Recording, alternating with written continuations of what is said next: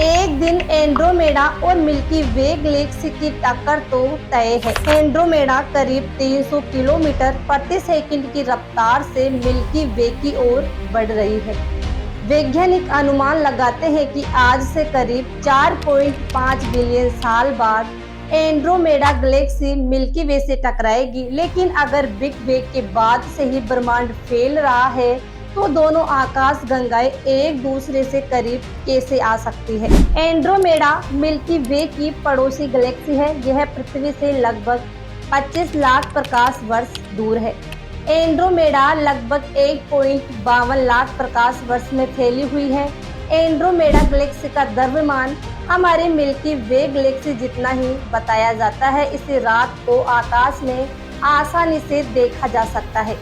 Andromeda और milky वे दोनों ही local group में स्थित है। एंड्रोमेडा करीब 300 किलोमीटर प्रति सेकंड की रफ्तार से मिल्की वे की ओर बढ़ रही है।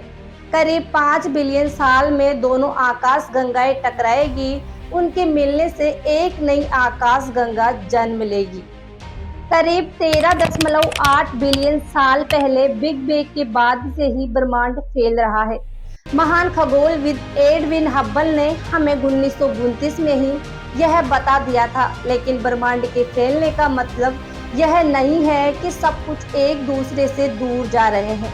हम और आप यहीं पर हैं, पृथ्वी भी और सूर्य भी। न तो मिल्की वे फैल रही है और न ही आकाश गंगाओं का लोकल ग्रुप। ब्रह्मांड के फैलने का मतलब यह नहीं है कि ऐसा बेहद विशाल स्तर पर होता है। आकाश गंगाओं को तो गुरुत्वाकर्षण ने बांध रखा है। केवल सबसे बड़े पैमाने पर ही ब्रह्मांडीय विस्तार इतना मजबूत है कि वह गुरुत्वाकर्षण पर काबू पा सके। छोटे पैमाने पर यानी तारों और आकाश गंगाओं, यहाँ तक कि गैलेक्सी क्लस्टर्स के बराबर द्रव्यमान पर गुरुत्वाकर्षण चीजों को एक साथ रखने के लिए पर्याप्त मजबूत है। ब्रह्मांड में आकाश गंगाओं की टक्कर आम बात है। एंड्रोमेडा और मिल्की वे दोनों ही पहले कई और आकाश गंगाओं से टकरा चुकी है। एंड्रोमेडा में करीब 1 ट्रिलियन तारे हैं और मिल्की वे में लगभग 300 बिलियन। इसके बावजूद दोनों आकाश गंगाओं की टक्कर में तारों के टकराने की संभावना बेहद कम है। ऐसा इसीलिए क्योंकि तारों के बीच की दूरी काफी ज्यादा है। सूर्य के बाद पृथ्वी का सबसे निकटतम तारा प्रोक्सिमा सेंटोरी है, जो लगभग 4.2 प्रकाश वर्ष दूर है।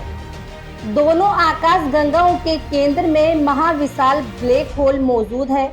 ये ब्लैक होल नई बनी आकाश गंगा के केंद्र के पास एक निश्चित अवधि में एकत्रित होंगे, जिसमें लाखों वर्ष लग सकते हैं। जहां तक हमारे सौर मंडल का सवाल है, वैज्ञानिकों का अनुमान है कि इस बात की 50% संभावना है कि 1 बिलियन आकाश गंगा में सौर मंडल अपनी वर्तमान दूरी की तुलना में आकाश गंगा के केंद्र से 3 गुना दूर बह जाएगा।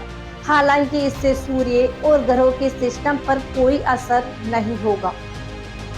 वे और एंड्रोमेडा न केवल एक दूसरे से जुड़ी हुई है, बल्कि करीब भी आ रही है। अनुमान है कि लगभग 5 अरब साल में वे आपस में टकराएगी और एक नई आकाश गंगा का निर्माण करेगी। नई बनने वाली आकाश गंगा को पहले से ही मिल्कोमेडा नाम दिया जा चुका है।